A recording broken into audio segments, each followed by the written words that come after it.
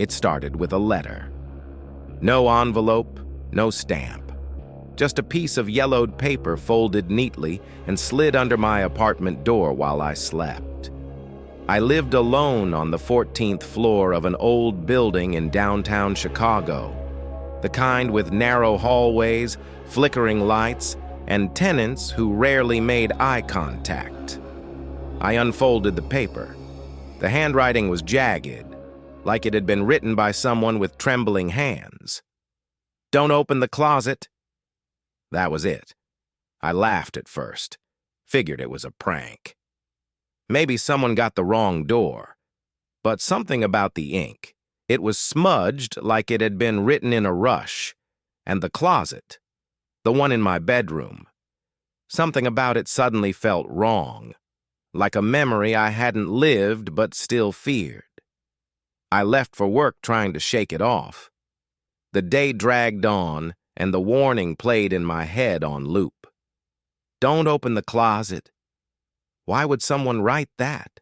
Had someone been in my apartment? When I got home, the door was still locked. Nothing looked out of place. But the letter was gone. I stood in the center of my living room for a full minute, heart pounding. I didn't throw the letter away. I'd left it on the counter. I was sure of it. Something moved in the bedroom. I turned slowly, every hair on my arms standing on end. The door to the bedroom was half open. I hadn't left it that way.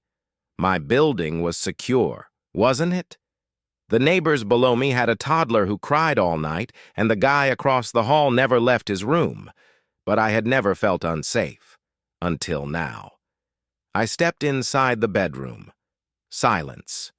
The air felt heavier, like the humidity before a storm. The closet door was shut. I stared at it. I wasn't going to open it. Of course not. That would be stupid. But the crack between the doors, it looked wider than usual, like something had pushed from the inside. I slept on the couch that night. At 3:12 a.m., I woke to a soft creaking sound.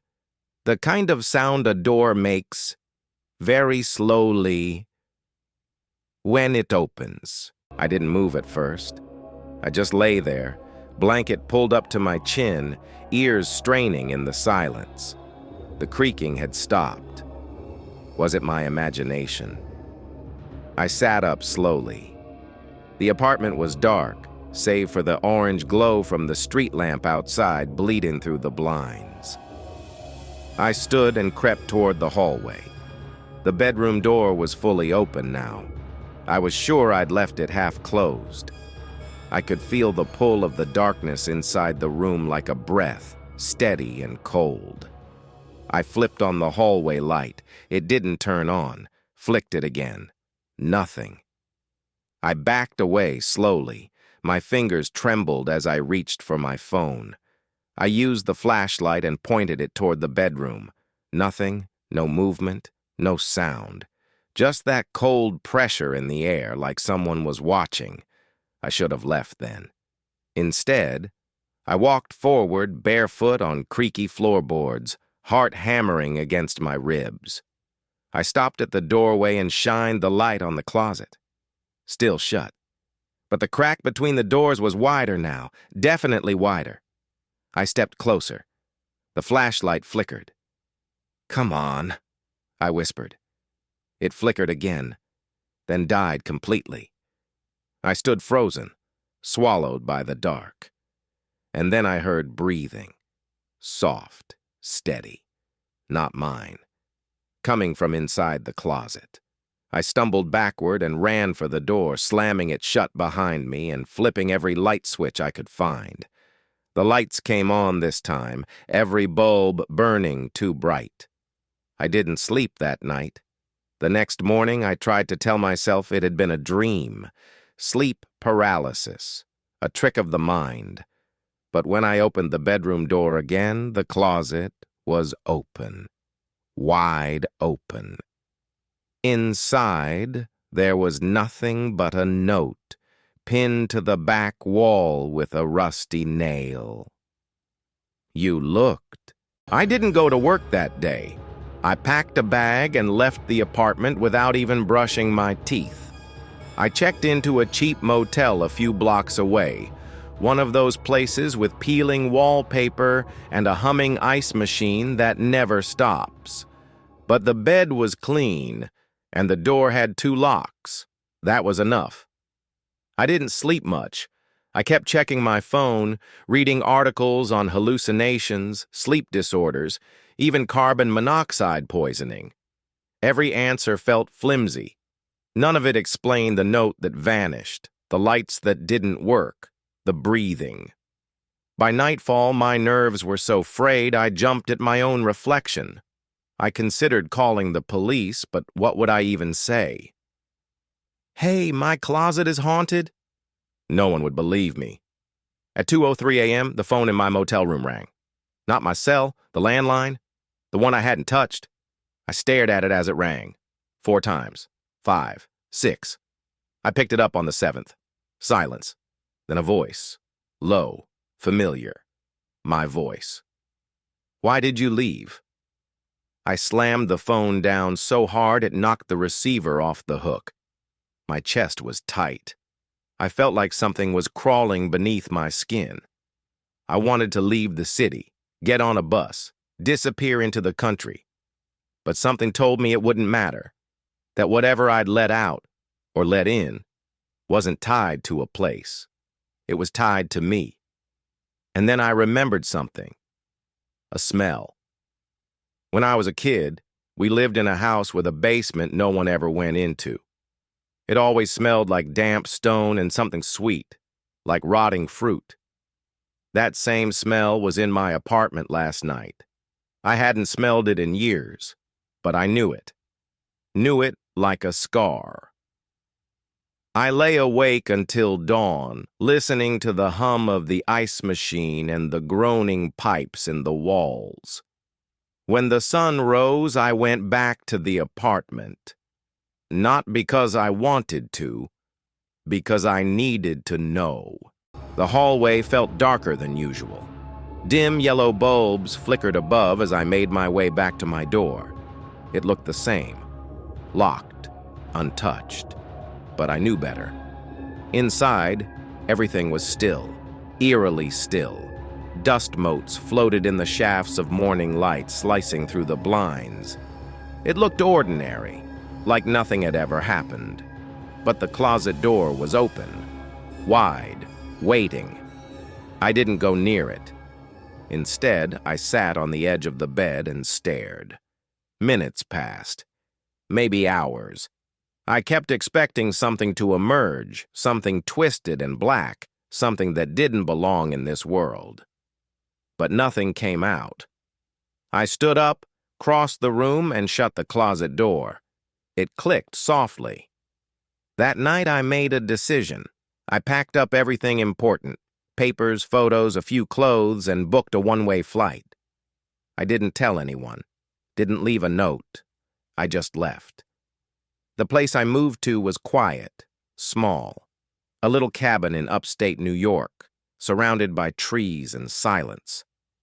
I didn't bring much. I didn't need much, just space and peace.